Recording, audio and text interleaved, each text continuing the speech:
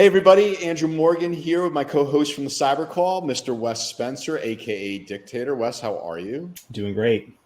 All right. Hey, so we are joined with Threat Intel Evangelist at the ConnectWise CRU, Bryson Medlock. Bryson, thanks for joining us. Yeah, thanks for having me.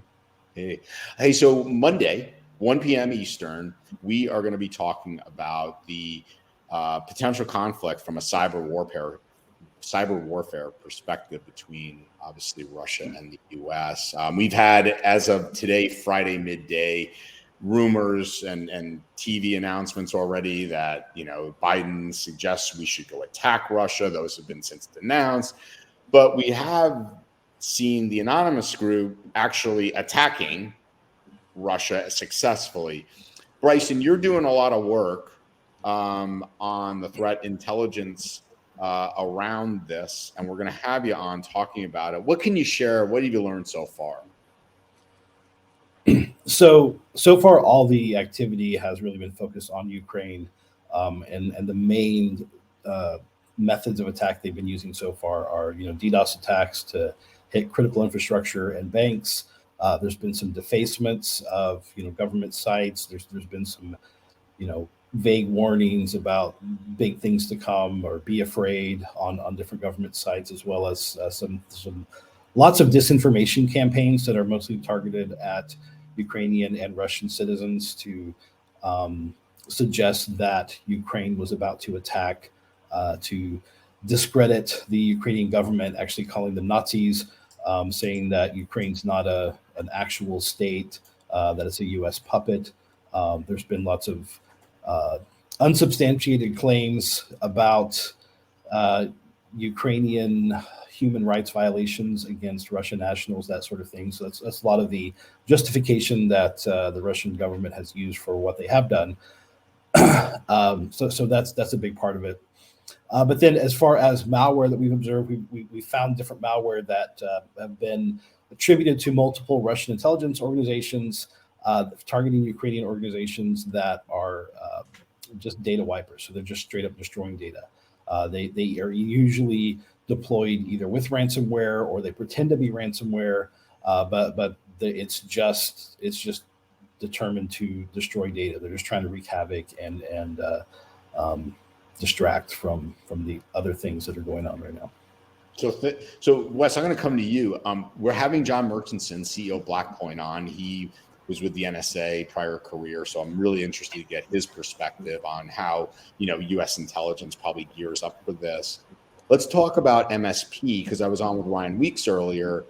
He was talking about wipers, and he's going to be talking about the 4 things that he's seeing from an intelligence side. Wes, how and why should MSPs be tuning into this? And, we talk about them being critical infrastructure. Give us your thoughts on that. There's a lot to say here. One of the things I wanted to mention is, this whole idea of cyber warfare, right? We've used those terms ad nauseum for decades now. And we've always sort of wondered what would be the kickoff motion that would do something in a devastating form and fashion that we've never seen before. And, will any of this that's happening between Russia and Ukraine kick that off? Well, nobody knows, right? It's conjecture at this point. And Bryson's correct. There's a lot of things that we're seeing, being circled around. What are the true nation state capabilities of not just the U.S., but many other enabled countries as well? And, a lot of people want to speculate on these things. And the truth is we just don't know.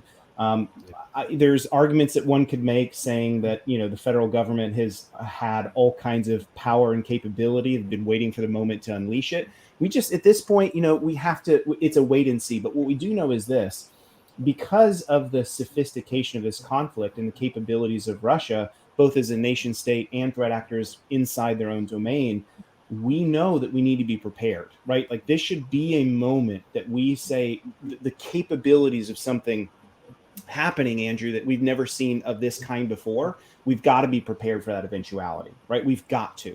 And so I think MSPs need to be prepared. There's already a lot that's come out. I know, as you mentioned, Ryan shared some great things from CISA and their shields up and like some preparation things that need to be in place. I think what we don't want to do is we don't want to run around as the security people with like chickens, with their heads cut off of like, oh no, the world is falling and we're all about to be destroyed and hacked to oblivion and power grids are going to be off forever and dams are going to be broken. We don't know that yet, right? So let's not go to those extremes yet in communication, because if those things don't happen, then once again, we cyber people are seen as the nerds that are never brought into actual discussions of risk in the boardroom, right? So let's prevent that, but let's also engage our stakeholders in, hey, we're aware of this. We know that vigilantes like Anonymous are engaging. They've already declared cyber war themselves. What may happen from nation state to nation state is capable and possible, but it's not happened yet. So here's what we're doing to prepare. And so on the cyber call, we're going to talk about those things that you need to do to be prepared.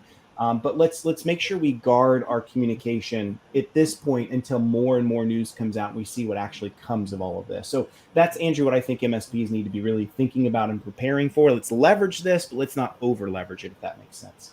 Yeah, really well said, Wes. And I think communication and how we're communicating to clients and prospects, this is I see it as an opportunity, not opportunistic, but an opportunity for MSPs that have been preparing, increasing their security posture, and really looking for ways in which to talk about risk with their customers. This is a good opportunity. So Monday, 1 p.m. Bryson, can't wait to have you. Can't wait to have John Murchison and the rest of the team. We'll put the links in the description on how to join us, and so that make it a great deal.